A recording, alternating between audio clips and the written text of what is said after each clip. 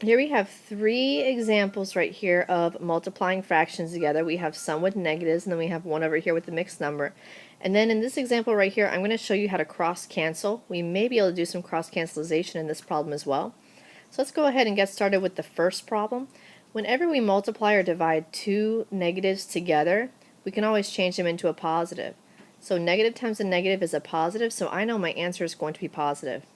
Whenever you multiply two fractions together, you multiply the top numbers, then you multiply the bottom numbers.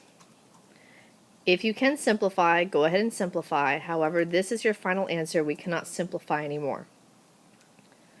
Moving on to the next problem, I'm going to show you how to do cross cancellation.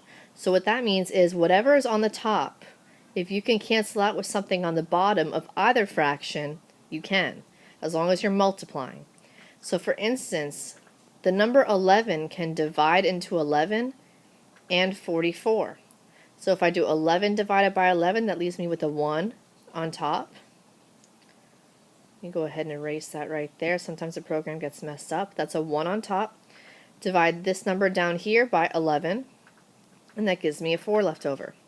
So cross cancellation means I can take a number on the top and a number on the bottom. It doesn't matter where it is, doesn't matter if it's in a different fraction or in the same fraction, as long as you're multiplying. Divide them both by 11 and you get 1 and 4. Same thing over here, 3 and 9. 3 can divide into 3 and 3 can divide into 9. 3 divided by 3 is 1.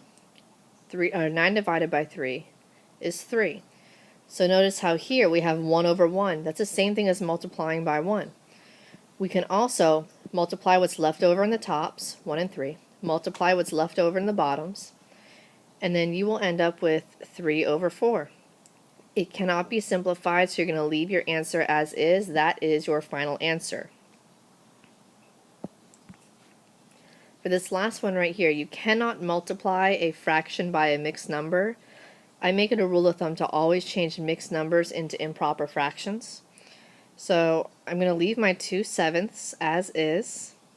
And when you change a number from a mixed number to an improper fraction, you always leave the denominator the same. So the denominator of this fraction is 3.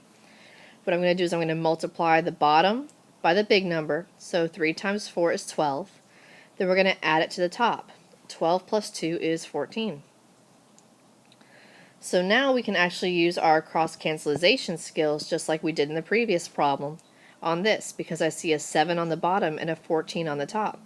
7 goes into 14 twice, so this 7 can turn into a 1 and this 14 would turn into a 2. Now multiply the numbers left over on the top.